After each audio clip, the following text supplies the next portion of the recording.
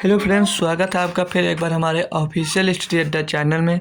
आज हम लोग दोस्तों यूपी पुलिस 30 अगस्त 2024 फर्स्ट शिफ्ट मैथ सॉल्यूशन हम देखने वाले हैं, जो आज मॉर्निंग में ही पेपर हुआ है। उसका हम सॉल्यूशन देखेंगे। तो इसमें पहला क्वेश्चन क्या दिया है, आइए हम देखते हैं। जैसे अभी तक जो शिफ्ट के क्वेश्चन में सॉल्व किए हैं, सेम टाइप है दोस्तों। अगर आप लोगों ने उस क्वेश्चन को मतलब वो जो हमने सॉल्व कराया उसका एनालिसिस देख के गए होंगे, तो लगभग के 50% मैथ का क्वेश्चन दोस्तों सेम आए हैं। आइए हम उसको देखते भी, बताएंगे भी कौन कौन सा क्वेश्चन हमारा रिपीट हुआ है। तो उसमें पहला क्वेश्चन दिया कि एक डॉक्टर 3,825 रुपये उधार लेता है और वह 2 समान वार्षिक किस्तों में पैसे वापस कर देता है। यह चक्रवृद्धि ब्याज वार्षिक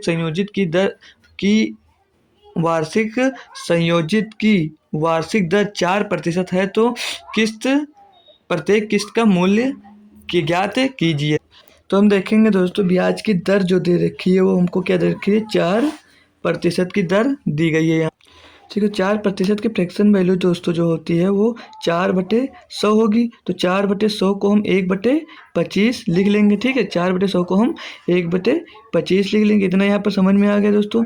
तो इसकी जो से कॉस्ट प्राइस होगी दोस्तों, वो यहाँ पर 1/25 लिखना है। ठीक है, ना कि 26 लिखना है। तो इसकी कॉस्ट प्राइस 25 आई और जो सेलिंग प्राइस होगी दोस्तों वो 26 आएगी। ठीक है, इतना यहाँ तक आपको समझ में आ गया होगा।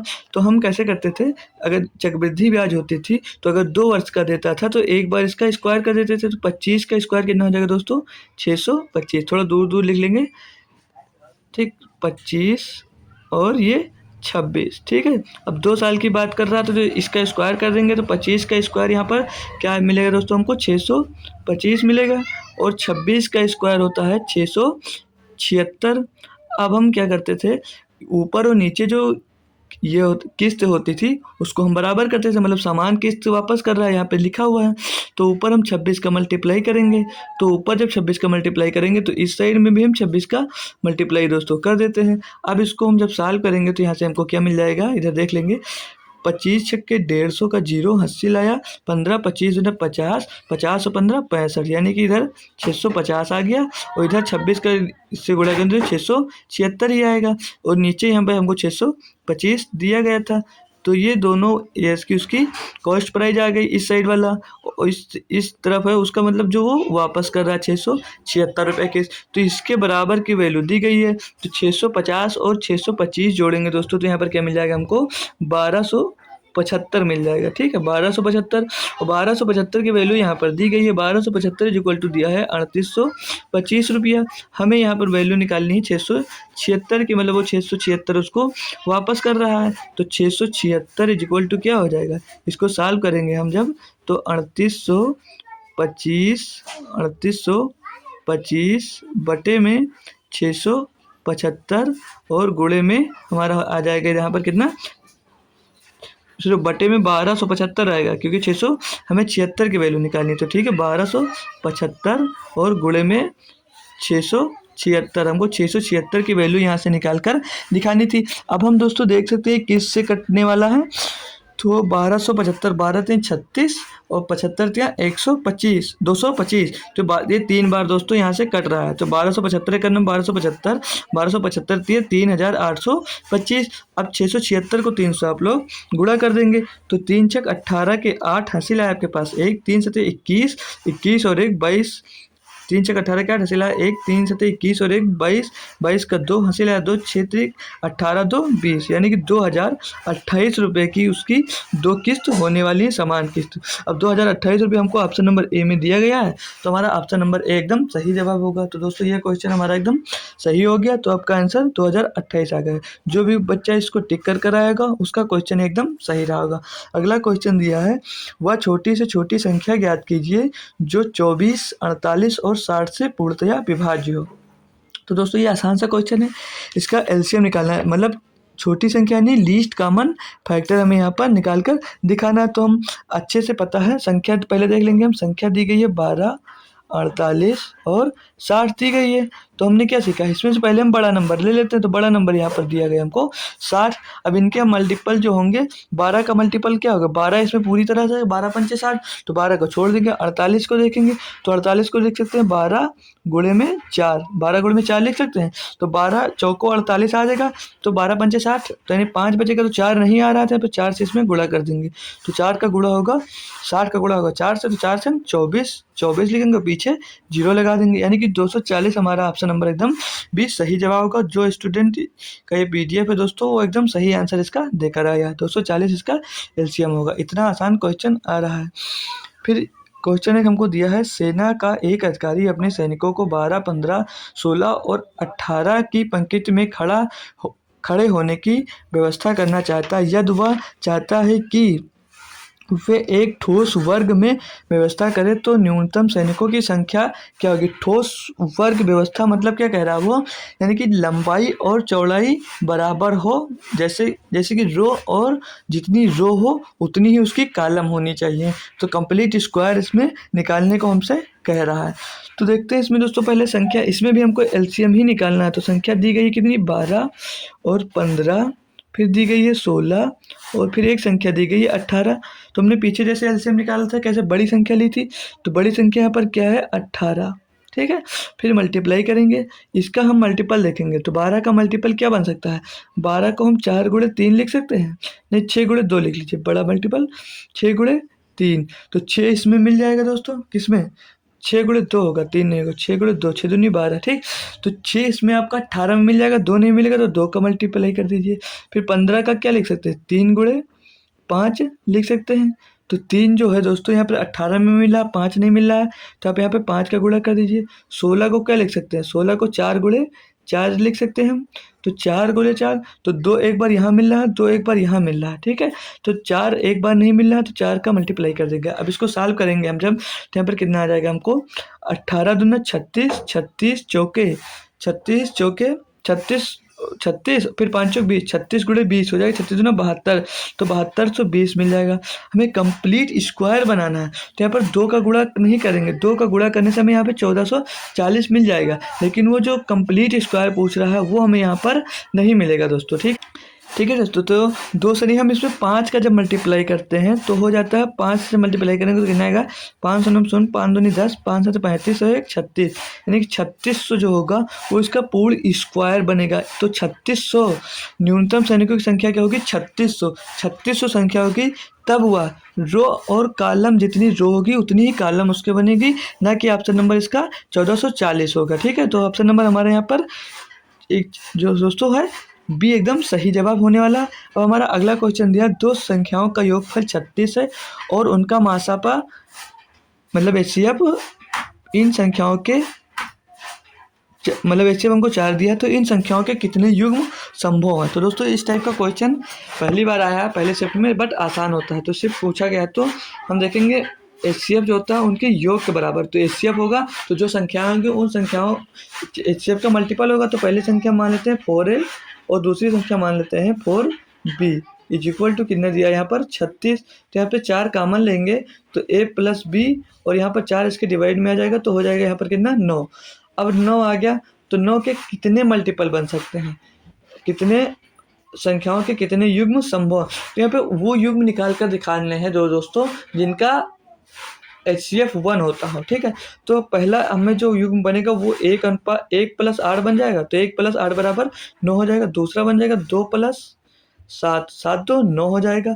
फिर तीसरा बन सकता है 3 + 6, तो 3 + 6 तो इनका एक और युग्म निकल कर आ जाएगा 1 + 1, 2, तो इसका HCF मिल जाएगा, तो ये हमारा कैंसिल हो जाएगा।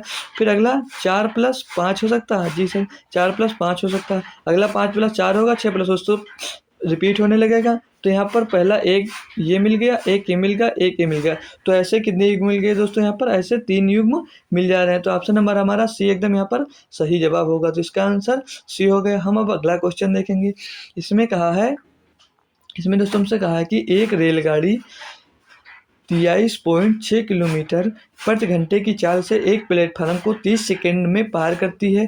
उसके बाद यह रेलगाड़ी 12.4 किलोमीटर प्रति घंटे की चाल से विपरीत दिशा में चलने वाले एक व्यक्ति को 11 सेकंड में पार करती है। रेलगाड़ी की लंबाई ज्ञात कीजिए।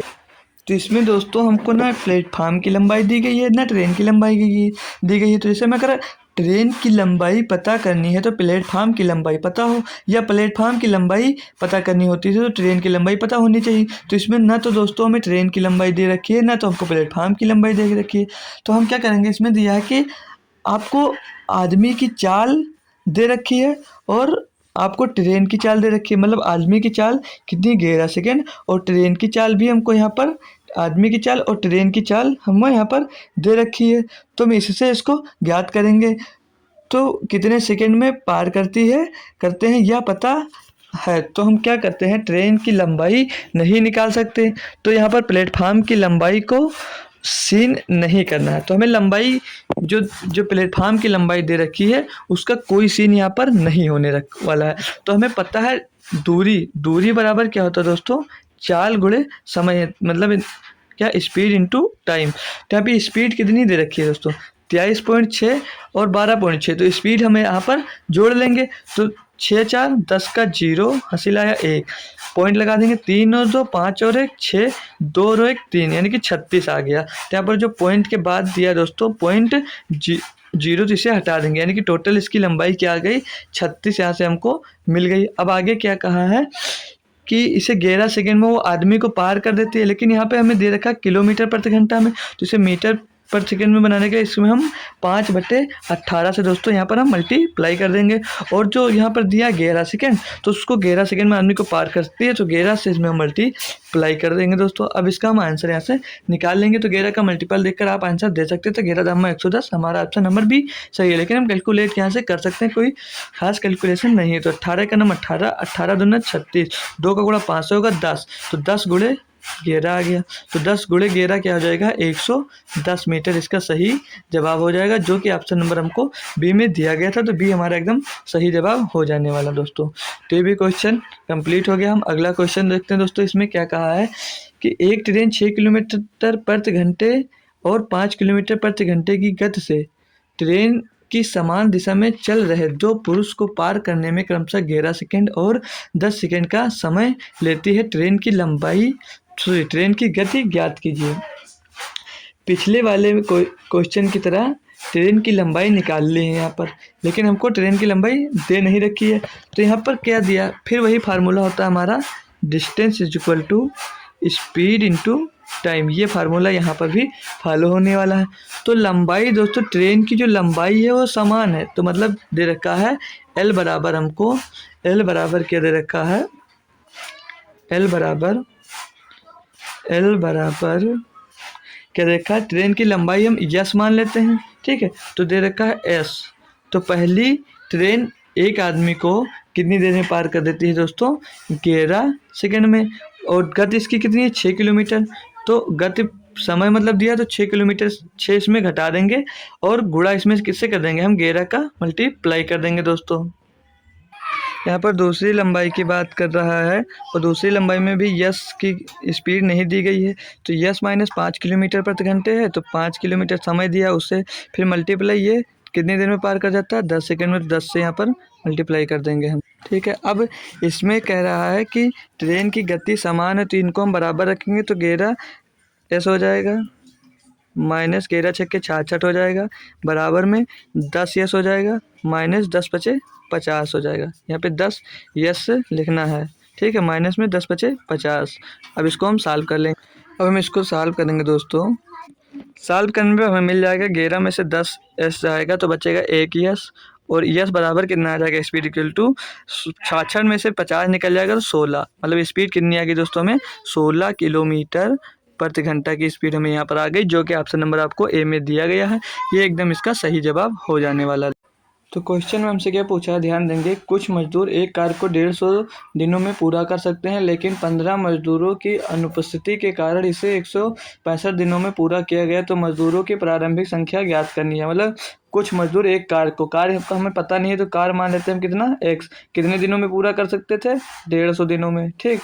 तो अब कहा उसने, लेकिन 15 मजदूरों की अनुपस्थिति हो गई, तो बराबर एक्स माइनस 15, मतलब 150 में से 15 नहीं, मतलब 150 दिन में पूर्ण किए, लेकिन 15 मजदूर उसमें नहीं थे, ठीक। फिर बरा x माइनस 15, फिर गुणे में क्या दिया है 100 कितने दिन में पूर्ण कर लेते, वो पूर्ण कर लेते हैं इसको 165 दिनों में। अब इसको कैलकुलेट करेंगे हम तो और हमारा आंसर आ जाएगा। इसको कैलकुलेट करेंगे दोस्तों तो 15 धामा 150 और 15 के रहिए हम 165 होता है। इसको सॉल्व करेंगे तो यहाँ पर आ जाएगा 10x बराबर ये अंदर मल्टीप्लाई हो जाएगा तो 11x माइनस फिर से 165x आ जाएगा।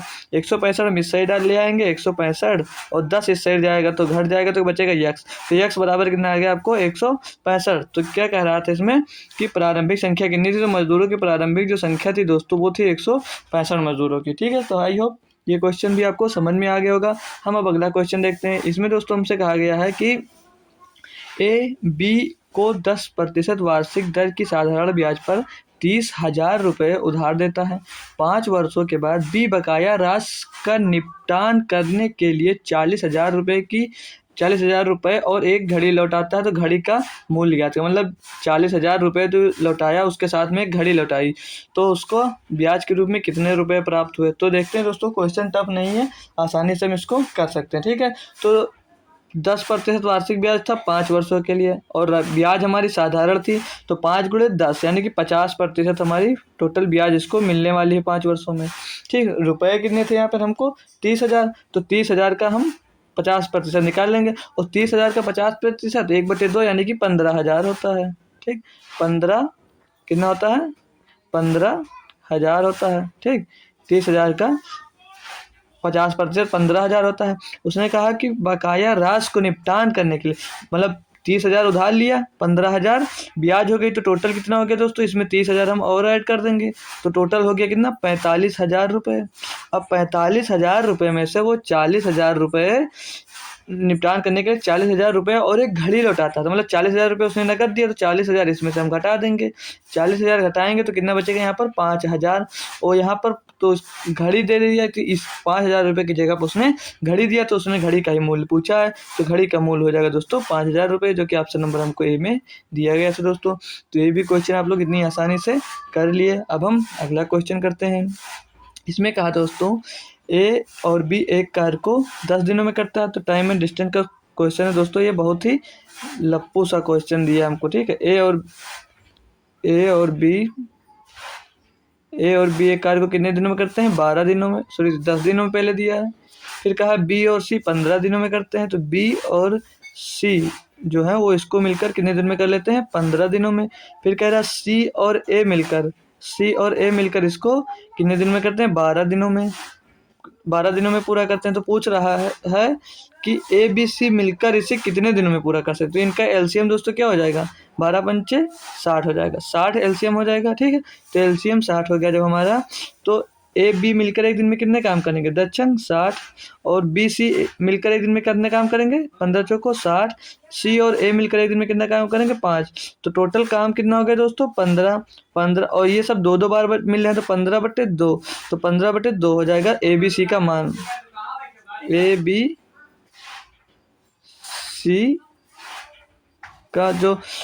सी का जो कार्य निकल कर ए बी सी एक साथ कार्य करेंगे तो कितना आ जाएगा A B C 15/2 A B C. अब कार्य करना है 60, तो टोटल 60 है, तो कार्य करेंगे तो 60/15/2 बटे में 2 तो ऊपर पहुंच जाएगा। ठीक है, तो 15 का नाम 15 चौको 60, 4 दूनी 8, यानी कि 8 दिन में वो सब लोग मिलकर इस कार्य को कर सकते हैं, जो कि ऑप्शन नंबर आपको सी में दिया गया, वो एकदम सही जवाब होने वाला है। यहाँ पर हम अगला क्वेश्चन देखते हैं दोस्तों। अगला क्वेश्चन दिया है साधारण ब्याज पर 20 वर्षों में एक धनराशि 4 गुना हो जाती है, ब्याज दर ज्ञात कीजिए। अब देखिए दोस्तों, 3 वर्षों में कितने वर्षों में 20 वर्षों में 4 गुना हो जाती है, मतलब 100 रुपये अगर आप दिए तो 20 वर्षों में 400 रुपये हो गए। तो यहाँ पर ब्याज कितना मिल रहा है आपको 300% मिल रहा है, यानी कि 300% ब्याज मिल रहा है। कितने वर्ष के लिए देते 20, तो बटे में 20 कर दीजिए आप, 20 से इसको डिवाइड करेंगे तो 20 से करना 20 बचेगा 10 हो गया 100, 20 पंचे 100, यानी कि 15% की दर निकल कर आ गई, जो कि ऑप्शन नंबर आपको ए में दिया गया था। इतना आसान क्वेश्चन आया था दोस्तों, इसका भी आंसर इस बच्चे ने बी देकर आया और गलत कराया। ठीक है क्वेश्चन, तो इसका आंसर बी नहीं होगा दोस्तों, इसका आंसर हमारा ए होगा 15%। ठीक है, ये क्वेश्चन हमारा सही हो गया। अब हम अगला क्वेश्चन देखते हैं। एक वस्तु का मुद्रित मूल्य उसके क्रय मूल्य से 40% प्रतिशत अधिक है तो छूट की दर कितनी होनी चाहिए ताकि 12% लाभ प्राप्त हो सके। सेम क्वेश्चन दोस्तों हम इसके अगले शिफ्ट 25 के सेकंड शिफ्ट में इसको सॉल्व कराएं। जो भी वो इस जो सॉल्यूशन देख कर गया होगा वो पक्का इस क्वेश्चन को सही कर आया होगा। ठीक है, तो पूछ रहा है, कह रहा है कि वस्तु का मुद्रित मूल्य उसके क्रय मूल्य से 40 अधिक है। तो हमने यहाँ पर सीपी अगर 100 मान लिया, सीपी हमने 100 मान लिया, तो मुद्रित मतलब मार्क पर आई कितना हो जाएगा, 140% अधिक है तो 140 हो जाएगा। फिर सेलिंग प्राइस कह रहा है दर कितनी होनी चाहिए ताकि उसे 12% की लाभ हो। तो सेलिंग प्राइस में 140 में कितने प्रतिशत की छूट दे तो कि 12% का लाभ हो। तो लाभ तो आपको दोस्तों हमेशा यहीं से होगा, कॉस्ट प्राइस में ही होगा।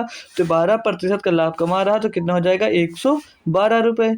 112 रुपये हमें यहाँ पर मिल गया। तो अब हमें क्या करना है, उसमें उसने पूछ रहा है आगे कि प्राप्त 12% का लाभ प्राप्त हो सके तो कितने प्रतिशत की हमने यहाँ पर उसको छूट दी है। तब छूट इसमें क्या करें, कितने प्रतिशत की छूट दें, 140 रुपये में कितने प्रतिशत की उसे छूट देनी चाहिए कि वो 12% का लाभ कमा सके। तो हम आसानी से देख सकते हैं ये 140 से 112 हुआ, कितना कम हुआ, 28 रुपये कम हुआ।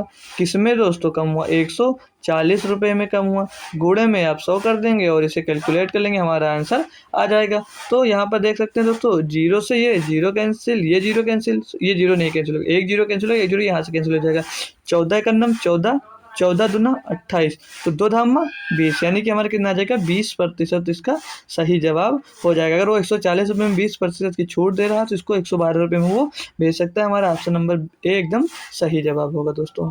अब हम अगला क्वेश्चन देखेंगे। इसमें कह रहा है एक वस्तु को 1700 रुपये में बेचने पर एक दुकानदार को 15% की हानि होती है तो 20% लाभ प्राप्त करने के लिए उस वस्तु को कितने रुपए में बेचना चाहिए। बताइए, इतना आसान क्वेश्चन भी एग्जाम में आ रहा है, फिर भी बच्चे डर रहे हैं कि मैथ्स का क्वेश्चन टफ आएगा। 85% की मतलब 15% की हानि हो रहा तो बेच कितने में रहा, 85% में। और 85% का मान यहाँ पर कितना दिया दोस्तों, 1700 रुपये। 85% का मान दिया 1700 रुपये, तो 1% की वैल्यू या सीधे 120% की लाभ कमा रहा है वो। तो मतलब कह रहा है कि हानि होती है तो 20% लाभ प्राप्त करने के लिए उसे उस वस्तु को कितने में बेचनी चाहिए, तो उस वस्तु को उसे 120% में बेचनी चाहिए, तभी उसे 20% का लाभ होगा। तो हम 120% की वैल्यू कैसे निकालेंगे, 1700 बटे में 85 और गुणे में 100 कर देंगे। ठीक है, गुणे में 100 कर देंगे, इसको कैलकुलेट कर लेंगे और हमारा दोस्तों यहाँ से आंसर निकल कर आ जाएगा। तो 85 करना 85, 85 दूना 170 और जीरो यहाँ पर बच गया। तो 2 का गुणा 100 में, 20 का गुणा 100 में होगा तो कितना निकल कर आ जाए दोस्तों, यहाँ पर 2000 रुपये। सॉरी 100 नहीं, यहाँ पर ध्यान देंगे हमें 120% निकाल रहे थे ना, तो यहाँ पर ये 120 होगा। ठीक है दोस्तों, थोड़ा हम हमेशा कॉस्ट प्राइस निकालते हैं इसलिए यहाँ पर 100 हो गया। ठीक है, तो गलती नहीं करेंगे हम, थोड़ी सी मिस्टेक हो गई दोस्तों, तो उसके लिए हम सॉरी बोलते हैं आपसे। ठीक है, यहाँ पे 120% हमें निकालना था, तो 120% का गुणा, जब 20 का गुणा 120 से होगा तो दोस्तों 12 दूना कितना हो जाता है, 24। 12 दूना कितना हो जाता है यहाँ पर हमको 24, तो ठीक 24 लिखेंगे, कितना हो जाता है 12 दूना 24 और पीछे 2 जीरो हो जाएंगे, तो कितना आएगा दोस्तों 2400 रुपये। ठीक है, 2400 रुपये, अगर वो इसे 2400 रुपये में बेचता है तो उसको 20% की लाभ प्राप्त होगा। दोस्तों ये भी क्वेश्चन हमारा कंप्लीट हुआ। हम अगला क्वेश्चन देखते हैं।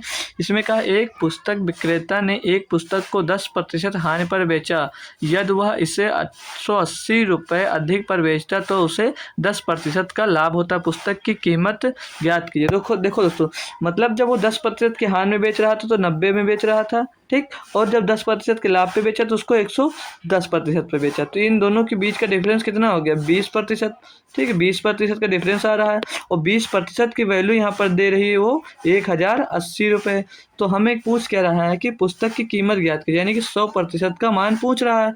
तो 100% का मान निकालने के लिए हम क्या करेंगे, 1080 करेंगे और बट्टे में हम 20 कर देंगे और गुणे में हम यहाँ पर 100 कर देंगे। हमारा क्या निकल कर आ जाएगा दोस्तों, पुस्तक की मेन कॉस्ट प्राइस निकल कर आ जाएगी। तो 20 पे करना 20, 20 पंचे 100।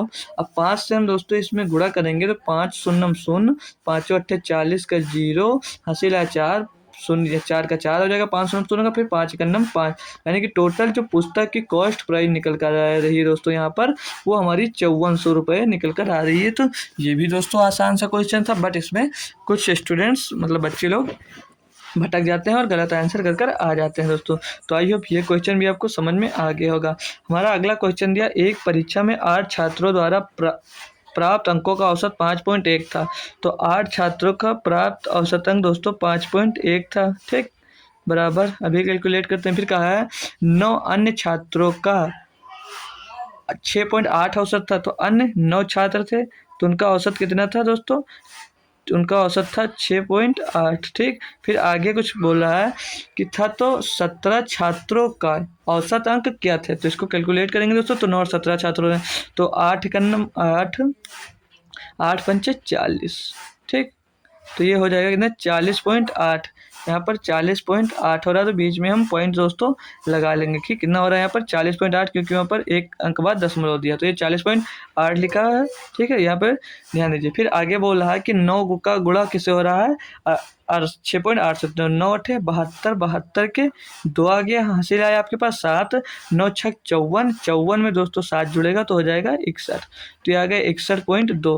अब इनको जोड़ लेंगे तो 8 2 10 का 0, हासिल आया 1 पॉइंट लगा देंगे, 1 1 2 हो जाएगा और 6 4 10, 102 आ गया। ये टोटल 9 और 17 स्टूडेंट का सम आ गया। तो पूछ रहा 17 का औसत कितना होगा, तो 102 बटे में 17 कर देंगे। तो 17 एकन्नम 17 कैंसिल हो रहा है, 17 एकन्नम 17, 17 छक्का 102। तो हमारा ऑप्शन नंबर सी एकदम सही जवाब हो जाएगा। ये भी बच्चा एकदम सही जवाब देकर आया इसका क्वेश्चन। तो 17 छात्रों का औसत क्या होगा, 6 होगा, ठीक है। तो ये भी क्वेश्चन आपको समझ में आ गया होगा। अब इसमें दिया है 7 क्रमागत धनात्मक पूर्णांकों का औसत 126 है, इनमें से सबसे छोटा पूर्णांक ज्ञात कीजिए। तो हम आपको एक सिखा रहे हैं कि तो उसे आप लोग ध्यान दीजिए, हमेशा गलत नहीं होगा, ठीक है। हमें कोई संख्या लिखने की ज़रूरत नहीं है। हमें 7 क्रमागत बोल रहा है तो 1 2 3 4 5 6 7 क्रमागत संख्या मान लिए। और जो एवरेज होता है मतलब औसत होता है दोस्तों, हमेशा बीच का ही नंबर तो होता है। ये आपको पता है कि नहीं, हमेशा वो बीच का नंबर होता है। कोई भी जैसे 5 संख्याओं का धनात्मक पूछेंगे, जैसे लगातार 1 2 3 4 5 पूछा तो इनका औसत तो पूछेगा तो 3 होगा, क्योंकि अब जोड़ लेंगे तो 5 4 9 3 12 2 14 15, 15 बटे 5 तो 3 आएगा। तो उसी तरह जब बीच वाला दोस्तों औसत होगा तो बीच औसत इसमें कितना दिया 126, तो ये हो जाएगा 126। फिर क्रमागत धनात्मक पूर्णांक तो इससे पहले कौन सी संख्या होगी, 125।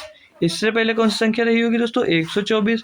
और इससे पहले कौन सी संख्या रही दोस्तों, 123। इसके बाद 127, इसके बाद 128, इसके बाद 129। अब इसमें पूछ रहा छोटा या बड़ा, सबसे छोटा अंक पूछा तो सबसे छोटा यहाँ पर 123 दिया गया, जो कि ऑप्शन नंबर आपको यहाँ पर बी में दिया गया है। ये बच्चा क्वेश्चन ये भी गलत कर आ गया, ठीक है। तो ऑप्शन नंबर हमारा बी एकदम सही जवाब होगा। आइए दोस्तों, इस विधि से आप क्वेश्चन ये समझ गए होंगे तो अच्छे से सीख भी गए होंगे, ठीक है दोस्तों। ये बेटर है आपके लिए ऐसे क्वेश्चन का एवरेज निकालना। अब कहा एक बर्तन में दूध और पानी का अनुपात 3:4 है।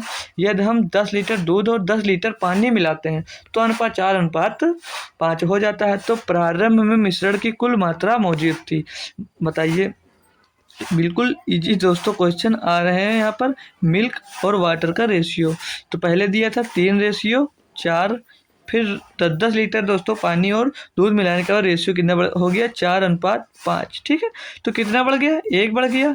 यहाँ पर कितना बढ़ गया, 1 बढ़ गया। तो दोनों में 10 लीटर मिला रहे थे तो 1 बराबर यहाँ पर कितना आ गया दोस्तों, 10। तो पूछ रहा है कि प्रारंभ में तो 4:3 यानी कि 30 लीटर मिल्क था और 40 लीटर दोस्तों क्या था, वाटर था। तो टोटल ये कितना हो गया, 70 लीटर, यानी कि प्रारंभ में कुल मात्रा 70 लीटर थी, जो कि ऑप्शन नंबर आपको बी में दी गई दोस्तों। तो आज ये भी दोस्तों क्वेश्चन आप लोग आसानी से कर लिए होंगे। अब हमारा क्वेश्चन नंबर है 150। तो इसमें कहा है कि ए और बी स्टील की 2 भारी खंड हैं। यदि बी ए के शीर्ष पर रखा जाता है तो वजन 60% बढ़ जाता है। यदि बी को ए के शीर्ष से हटा दिया जाए तो ए और बी के कुल वजन की तुलना में कितना वजन कम हो जाएगा। क्वेश्चन दोस्तों आपको टफ लग रहा होगा, लेकिन क्वेश्चन टफ यहाँ पर है नहीं, ठीक। पहले कितना रहा होगा वजन, 100, जैसे ए बी दोनों दिए गए हैं, ठीक है। ए बी 2 स्टील के खंड है, ठीक है। तो इसे कोई ज़रूरत नहीं लिखने की। पहले रहा होगा 100, कह रहा है तो वजन कितना बढ़ जाता है, 160% बढ़ जाता है तो 60 हो जाएगा, 160 हो जाएगा। कितना बढ़ गया यहाँ पर दोस्तों, 60% बढ़। फिर आगे कह रहा है कि बी को ए के शीर्ष से हटा दिया जाए तो ए बी के कुल वजन की तुलना में कितना वजन कम हो जाएगा। मतलब जो ये ऊपर इसके शीर्ष पर मतलब कह रहा है 100 से 160 हो गया, तो 60 हटा दिया जाए तो ए की तुलना में कितना कम हो जाएगा। तो मतलब 60 हटाएंगे, किस में से हटाएंगे, 160 में से हटाएंगे और 100 का इसमें हम गुणा कर देंगे, इसको कैलकुलेट कर लेंगे, यही हमारा आंसर हो जाएगा। कुछ नहीं करना था दोस्तों, बस इसमें थोड़ा सा आपको दिमाग लगाना था। तो 20 अट्ठे 160, 20 पंचे 100, तो 8 से इसको काटेंगे तो ये हो जाएगा 300/8। कैलकुलेट कर लेंगे तब काटेंगे, 300/8 हो गया, बटे में 8। अब इसको काटेंगे तो 8 चौक 32, सॉरी 32 कहाँ जा रहा है, 8 त्रिक 24, 8 त्रिक 24 बचा कितना है पे 60 हो गया, 8 सत्ते 56 बचा कितना 4 हो गया 40, 8 पंचे 40, यानी कि 37.5% तो कम हो जाएगा। साढ़े कितना कम हो जाएगा, 37.5%। ये भी क्वेश्चन बच्चे ने गलत कर दिया, ठीक है। तो इसका आंसर हो जाएगा 37.5। इसमें जो दोस्तों भाषा लिखी थी वो थोड़ी सी टफ लिखी थी, बट क्वेश्चन टफ नहीं था। अगर समझने वाला स्टूडेंट था तो वो ये क्वेश्चन कर लेगा।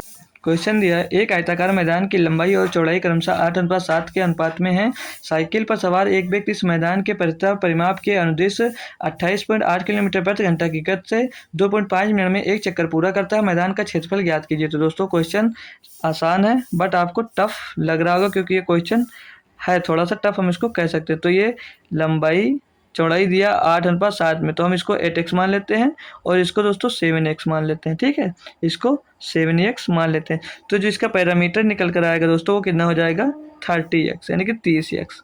अब हम इसमें आगे जो क्वेश्चन में कहा है उसके अकॉर्डिंग इसका हम परिमाप निकालेंगे, ठीक। तो इसका परिमाप के निकालेंगे जब परिमाप, ठीक, परिमाप निकालेंगे तो क्या है, इसकी गति कितनी दी रखी दोस्तों, परिमाप बराबर यहाँ पर हम लिखेंगे ताकि अच्छे से आ जाए। तो 28.8 किलोमीटर प्रति घंटा है। तो इसे मिनट में बनाने के लिए तो इसको हम 5/18 से मल्टीप्लाई कर देंगे। फिर इसमें समय कितना दे रखा था 2.5, तो 2.5 से इसमें मल्टीप्लाई कर देंगे। फिर इसमें 60 से भी हम मल्टीप्लाई कर देंगे क्योंकि वो मिनट में दिया था। अब इसको हम सॉल्व करेंगे, इसको काट लेंगे दोस्तों तो आ जाएगा हमारा। तो 18 से इसको सीधे काटते हैं तो 18 का नाम 18, 18 छक्का 108 एक कट जा रहा है, 18 का नाम 18 और 18 इक्यानवे 18 बचेगा 10 हो जाएगा 108। तो 18 छक्का 108 यानी कि मिल जाएगा हमको यहाँ पर 1.6। फिर इस जीरो से हम दोस्तों ये पॉइंट हटा सकते हैं तो हमें 25 आ जाएगा। अब 16 पंचे कितना हो जाएगा, ये जो पॉइंट रखा है इस 1.6 को हम 5 से जब मल्टीप्लाई करते हैं दोस्तों तो कितना आ जाएगा 80, 80 मतलब 8 आ जाएगा 8। फिर गुणे में यहाँ पर क्या दे रखा 25 गुणे 6 हो जाएगा तो 25 छक्के 150, 25 छक्के 150। इसको अब सॉल्व करेंगे हम तो कितना आ जाएगा 150 को 8 से मल्टीप्लाई करेंगे तो 15 अट्ठे 120, कितना आ गया 120। तो यहाँ पर हो जाएगा 120 और एक जीरो यहाँ पर दिया गया तो 1200, ठीक 1200 आ गया।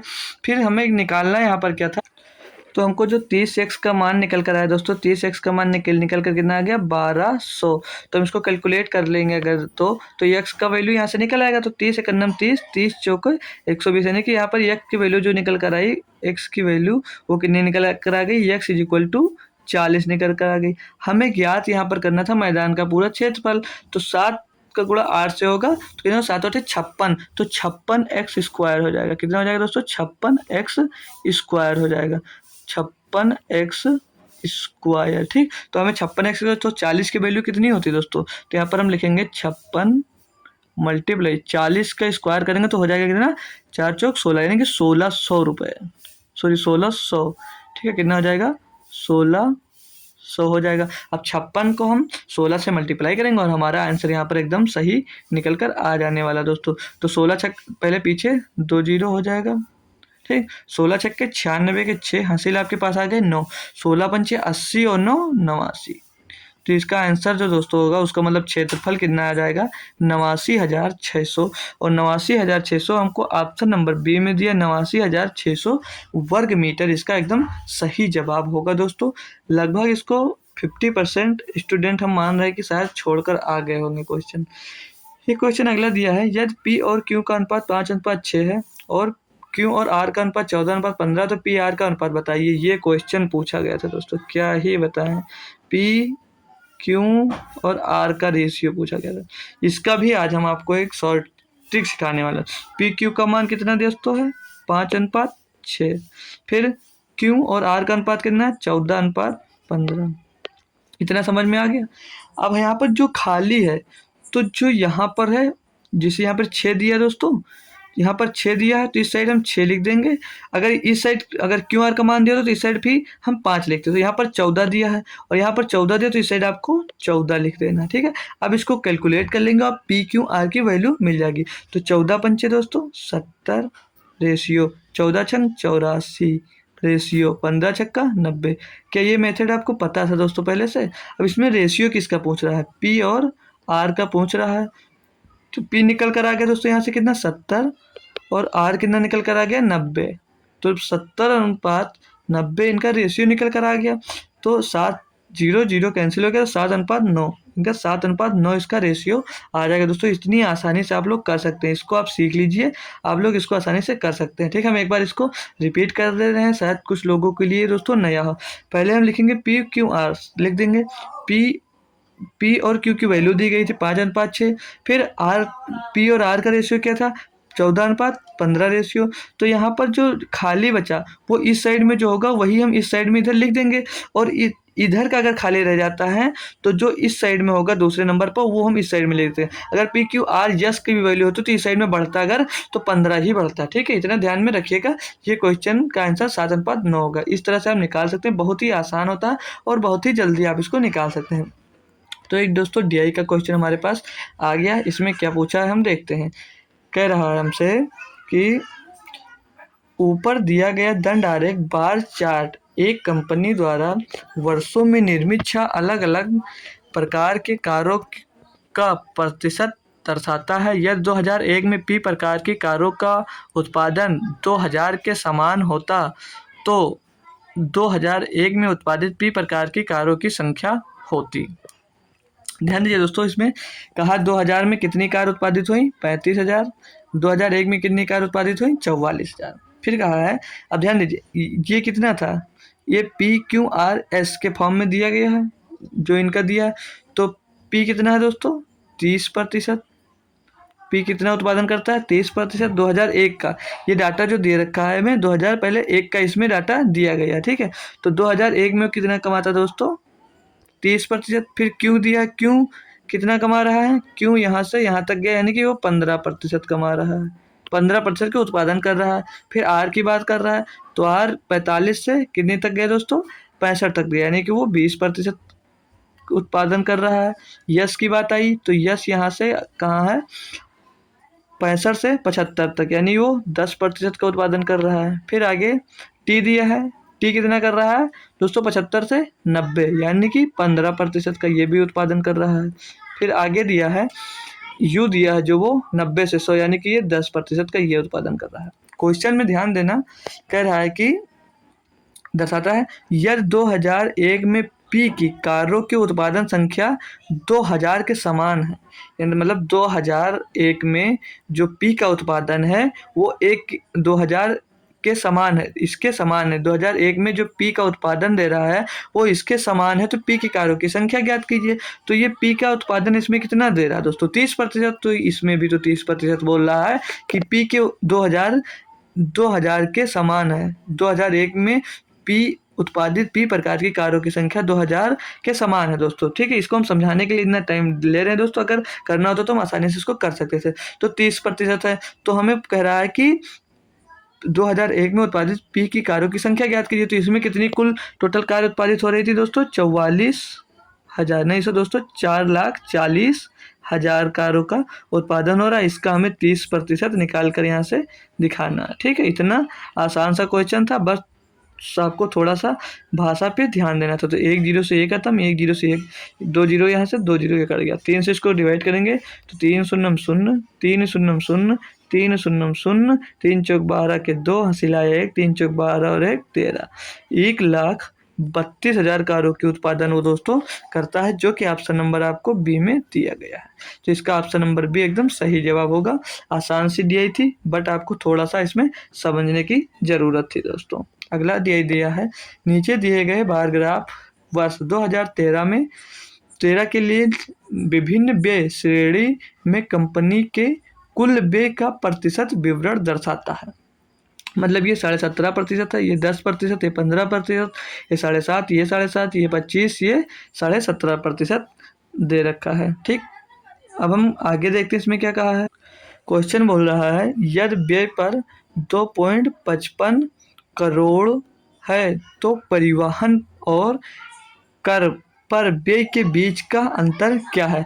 मतलब यदि विज्ञापन पर व्यय, तो विज्ञापन कितना है दोस्तों 15%, तो 15% की वैल्यू दे रखा है। 15% पे कितने करोड़ का व्यय कर रहा है वो 2.55 करोड़ का व्यय कर रहा है। ठीक है दोस्तों, कितना कर रहा है 2.55 करोड़ का वो व्यय कर रहा है।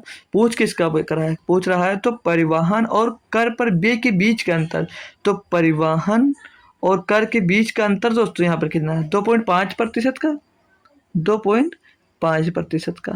तो हमें यहाँ ज्ञात क्या करना है, ज्ञात करना है 2.5% की वैल्यू। यहाँ पर ये प्रतिशत लगा लीजिए, 2.5% की वैल्यू निकालेंगे तो 2.55 बटे में दोस्तों 15, बटे में दोस्तों 15 और गुणे में कितना आ जाएगा 2.5।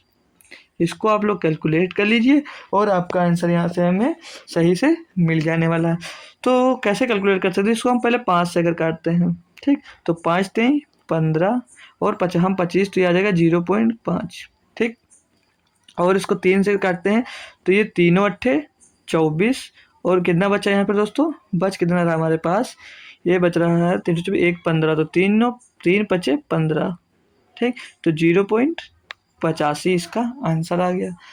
अब हम इसको जब इसको और इसको मल्टीप्लाई करते हैं तो 5 हम 25, 25, 5 अट्ठे 40 और 2 42, तो कितना आ जाएगा ये 0.425 करोड़। इनके बीच का अंतर कितना आ गया 0.425 करोड़। लेकिन यहाँ पे आंसर हमको लाख में दिया गया है, तो हम इसको मल्टीप्लाई किससे कर देते हैं, 1 करोड़ से अगर मल्टीप्लाई करते हैं तो कितने जीरो होते हैं दोस्तों, इसमें 6 जीरो होते हैं। ठीक, 6 जीरो होते हैं ना। हाँ, तो ये 3 जीरो कट जाएगा तो कितना आ जाएगा 425 के बाद में 3 जीरो आप लगा दीजिए तो कितना हो गया, इकाई, दहाई, सैकड़ा, हजार, 10,000, लाख, मतलब 42 लाख। सॉरी दोस्तों, ठीक है, तो यहाँ पर दोस्तों करोड़ में 7 जीरो होगा। ठीक है, थोड़ा सा मिस्टेक हो गया, फिर इसके पीछे 1 जीरो और आ जाएगा, तो इकाई, दहाई, सैकड़ा, हजार, 10,000, लाख, 10 लाख, यानी कि 42,50,000। और तो इसको हम लिख सकते हैं 42.5 लाख। ठीक है, तो ऑप्शन नंबर हमारा इसमें कौन सा सही हो गया, डी ऑप्शन सही हो गया एकदम से। अब हम अगली डीआई देखते हैं। इसमें क्या कहा है कि कारपोरेट क्षेत्र में केंद्रीय कोण में डिग्री का लगभग संख्या कितनी होगी। तो इसमें डिग्री पूछा गया, तो अब हमने क्वेश्चन पढ़ने से पहले आप सोच लीजिए 100% बराबर कितना होता है 360 डिग्री। अब क्वेश्चन पढ़िए और आंसर दे दीजिए। क्वेश्चन में पूछा गया है कि कारपोरेट, तो कारपोरेट क्षेत्र कौन सा, ये तो कारपोरेट क्षेत्र कितना 34%। तो कारपोरेट क्षेत्र में केंद्रीय कोण में डिग्रियों की लगभग संख्या कितनी, तो 34% का आपसे मान पूछा जा रहा है। तो 34% का आप ना मान कैलकुलेट कर लेंगे, 360 बटे में 100 गुणे में 34। ठीक है, अब गुणे में 34, अब इसको कैलकुलेट करने से करते हैं आसानी से, तो 0 से ये 0 हमारा यहाँ से कैंसिल हो जाएगा। ठीक है, फिर अगर इसे 2 से काटते हैं तो 2 पंचे 10, 2 से इसको काटते हैं तो ये 17 आ जाएगा। ठीक, फिर 5 से इसको काटते हैं तो 5 छक्के 30, सॉरी 5 सत्ते 35, 5 सत्ते 35 और बचा कितना यहाँ पर, 1 बचा, हो गया कितना 10, 5 दूनी 10, ये आ गया कितना 7.2, सॉरी 7.2 आएगा। गुणे में इसको दे रखा है 17, जिसको और कैलकुलेट करेंगे दोस्तों तो कितना आएगा 17 दूना होता है 34, 34 का आ जाएगा कितना 4, 34 का होगा 4, फिर दशमलव एक अंक बाद दशमलव लगा देंगे हम, फिर 17 17 119 और 3 122। ठीक है, 122.4। तो यहाँ पे दोस्तों हमें जो दिया है वो पॉइंट में आंसर दिया नहीं है, तो हम लगभग संख्या पूछा गया था, तो यहाँ पर आप जो 123 लगा कर आएगा वो गलत हो जाएगा। क्यों गलत हो जाएगा, अगर 122 पॉइंट यहीं पर 122.5 प्लस होता, 5 6 7 ऐसे कर कर आ रहा होता, 5 से अगर ऊपर आता तो आपका आंसर 23 हो जाता, लेकिन 5 से नीचे आ रहा तो वो हमेशा पॉइंट से पहले वाला आंसर होगा, जो आगे दिया होगा वही आंसर होगा। तो इसका सही जवाब दोस्तों 122 हो गया। कुछ बच्चे इसका आंसर निकालने के बाद गलती कराए होंगे, ये हम समझ सकते हैं। ठीक है दोस्तों, तो ये भी क्वेश्चन हमारा कंप्लीट हो गया।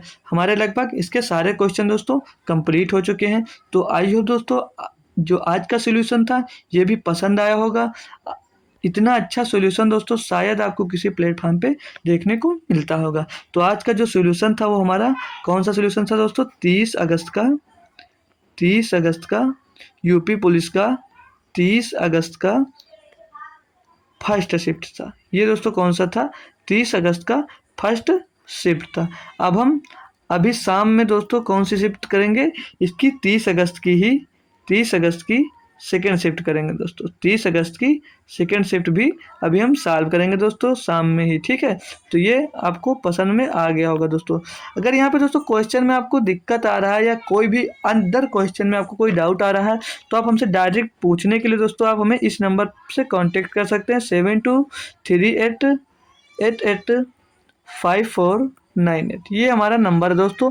अगर आपको कोई भी डाउट होता है मैथ से रिलेटेड ऑनली तो आप यहाँ पर हमसे कांटेक्ट कर उस क्वेश्चन को भेज दीजिए, हम उसका सॉल्यूशन आपको भेज देंगे। तो दोस्तों तब तक के लिए हम चलते हैं। आई होप हमारा लेक्चर आपको पसंद आया होगा।